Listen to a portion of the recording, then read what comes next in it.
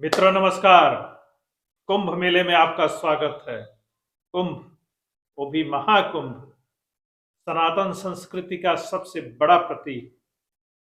सभ्यता के दर्शन करिए, अध्यात्म से साक्षात्कार करिए और खो जाइए। पूरा मेला क्षेत्र आप देख ही नहीं सकते हैं। तो जो ये महाकुंभ आयोजित होता है और गंगा यमुना के जिस संगम पर इसका आयोजन होता है, वह कितना विस्तृत है, इसका अंदाजा आप अगर लगाना चाहते हैं तो कम से कम 1 महीना आपको यहाँ रहना पड़ेगा। और सुबह, दोपहर, शाम, रात, हर समय मेला का अद्भुत रूप होता है। और जब भी आप देखेंगे, एक नया मेला आपको दिखाई देगा। इस वजह से जितनी बार भी आप देखते हैं, कुछ अनदेखा नजर आ जाता है और हर बार देखने के लिए कुछ रह जाता है।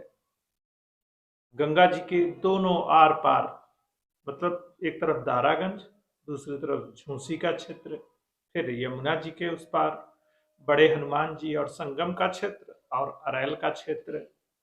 अब यह जो त्रिकोण है, इसी में पूरा मेला क्षेत्र है और हर तरफ अद्भुत विस्तार है। और अब पूरे प्रयागराज की सड़कें और चौराहे मेले के लिए तैयार हैं।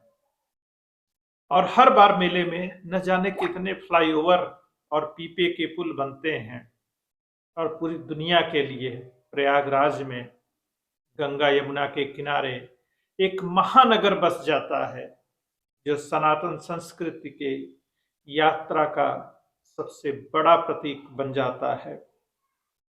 और सारी मान्यताएं एक जगह महाकुंभ में आके संगम का रूप धारण कर लेती हैं। और संगम शायद इसी का नाम है। सिर्फ गंगा यमुना और सरस्वती के मिलने से ही संगम नहीं होता है। सनातन संस्कृति के सभी पंथ और मूल्य यहाँ आप एक साथ देख सकते हैं। और आप जो सनातन का मूल स्वरूप है, उसके भी दर्शन कर सकते हैं। अक्षयवट कॉरिडोर से आप अपनी यात्रा शुरू करिए और जो यहाँ के जो द्वादश माधव हैं, उनके भी दर्शन करिए।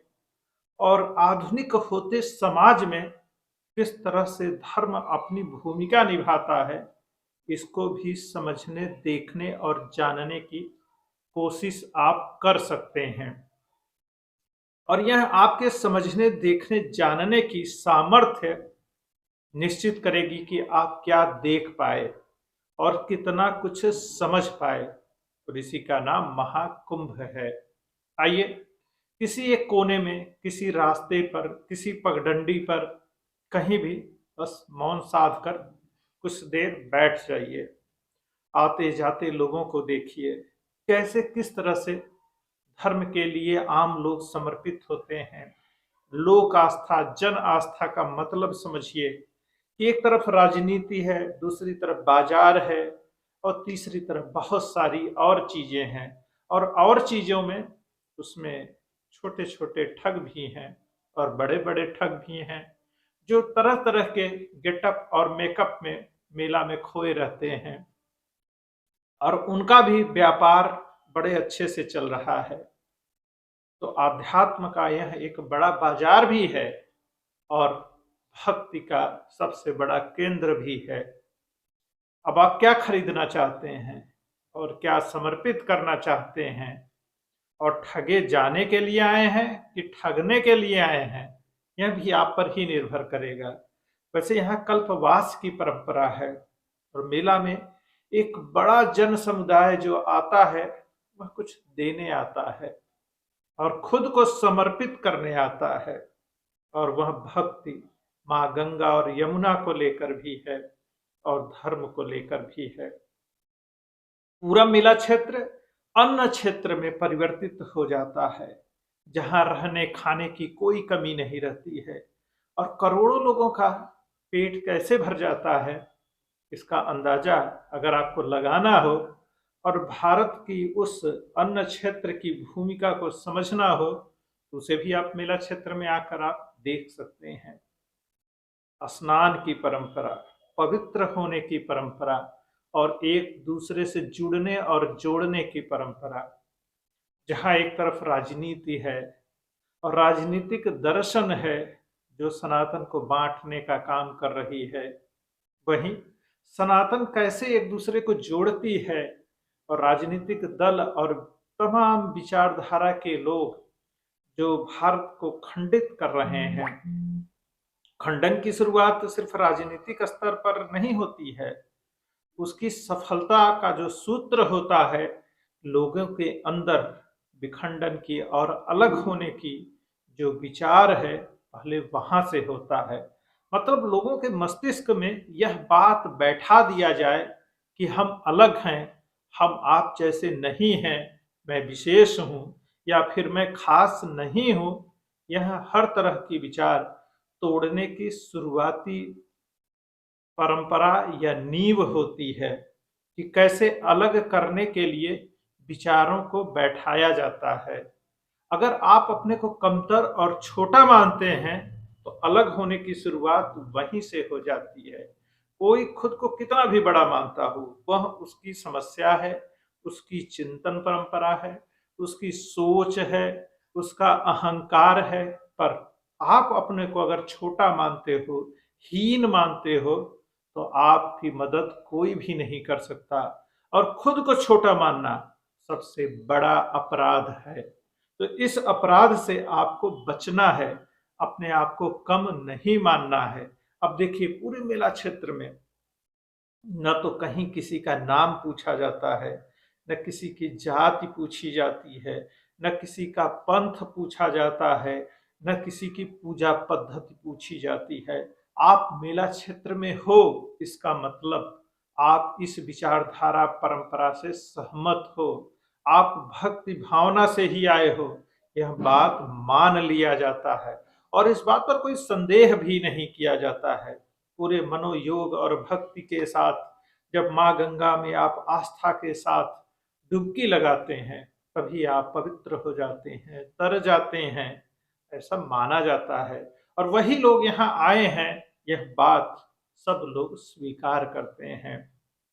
आप किसी भी बड़े मंदिर में चले जाइए, तीर्थ स्थल में चले जाइए, कहीं कुछ नहीं पूछा जाता। फिर यह भेदभाव, बड़ा छोटा हीन होने की बात कहाँ से आई होगी, सोचकर देखिए और उनके जवाब ढूंढिए। मान लीजिए समाज में अपने आप को बड़ा या बड़ी जात का जो मानने वाले लोग हैं, अगर उनकी मान्यताओं की वजह से समाज टूट रहा है तो उन बातों और मान्यताओं को भी हमें मानने की आवश्यकता नहीं है। और मनुष्य में जो भी बात, सिद्धांत और लोग भेद करने की बात करते हैं, हम उन्हें एक सिरे से खारिज करते हैं। आप चाहे जो हों, हमारे शास्त्र और विधि विधान और ऐसे लोग जो हमें एक करने की बात करते हैं, हमें बांध के रखते हैं, उन्हें ही हम सत्य और सही मानते हैं और उन्हें ही हम स्वीकार करेंगे। और हर वो व्याख्या स्वीकार्य होगी जो हमें जोड़ती है, हमें बड़ा छोटा या किसी और आधार पे अलग नहीं करती है। तो अब मर्जी आपकी है, आप क्या ढूंढना चाहते हैं और क्या ढूंढ रहे हैं, आप में चेतना का कौन सा स्तर है, यह भी जिम्मेदारी आपकी है कि आप अपनी चेतना का विस्तार करिए और महज कुछ खानों में कैद होकर मत रह जाइए, क्योंकि इसी चेतना का नाम ही सनातन है। और उस पर गर्व करिए, अपनी सभ्यता, संस्कृति और इतिहास को जानिए, पढ़िए, सीखिए। मान लीजिए किसी को पढ़ने नहीं दिया गया, ये नहीं हुआ, वो नहीं हुआ, ये सारी बातें आप स्वीकार करते हैं, तो अब तो पढ़ सकते हैं। अब किसने आपको रोका है? क्योंकि विरोध करने में और लगातार संघर्ष करने में आपको ज्यादा ऊर्जा नष्ट करनी पड़ रही है। और यह विरोध किस बात का किया जा रहा है? आपको सत्य से परिचित होना है पहले कि सच में विरोध करने के लिए कुछ है भी कि नहीं है। पता चला यूं ही अपनी ऊर्जा नष्ट किए पड़े हैं और किसी को बस बिना कारण एक शत्रु या विलेन मानकर बैठ गए हैं। समाज में जो राजनीतिक दल होते हैं, कुछ संगठन होते हैं जो अपने अस्तित्व को बनाए रखने के लिए एक शत्रु ढूंढते हैं और वह शत्रु किसी न किसी को कोई नाम देकर बनाया जाता है और वही विचारों को गढ़ते हैं। तो ऐसे विचारवान महान लोगों से भी बचने की जरूरत है और अध्ययन करना है, चिंतन करना है, मनन करना है। बस यूं ही मान नहीं लेना है। अपने धर्म ग्रंथों को भी हम यूं ही नहीं मान लेते हैं। हमारे यहाँ तो बाकायदा शास्त्रार्थ की परंपरा है। गुरु के पास जाइए, सवाल जवाब करिए और जब तक संतुष्ट न हो जाइए तर्क करते रहिए और अपनी यात्रा आगे आगे और आगे ले जाते रहिए। इसी का तो नाम सनातन है, जो सदा से चला आ रहा है और आगे भी चलता रहेगा। और प्रश्न पूछने बंद मत करिए और नया गढ़ लीजिए कुछ। आप में अगर इतनी सामर्थ्य और समझ हो और नई व्याख्याएं करिए। इसी का नाम जो है निरंतरता है और इसी की छूट हमारा धर्म, हमारा समाज हमें देता है। बाकी समाज बंद समाज हैं, मगर सनातन में यही परंपरा है। हम गुरु परंपरा से चलते हैं और नई नई खोज करते हैं, उसमें निरंतर सुधार कर सकते हैं और नया गढ़ सकते हैं। तो आइए महाकुंभ में सनातन संस्कृत की दिव्य और अलौकिक दर्शन करते हैं और गंगा में नहाकर खुद को तरोताजा और पवित्र भी कर लेते हैं। यह सब कुछ मानने का खेल है और मानने के लिए ऐसा आप में थोड़ी सी भक्ति चाहिए, साधना चाहिए और विश्वास चाहिए। तो आपके अंदर आत्मविश्वास, विश्वास और भक्ति जैसी चीजें आए, इसके लिए ढेर सारी शुभकामनाएं। जय हिंद, जय भारत, वंदे मातरम।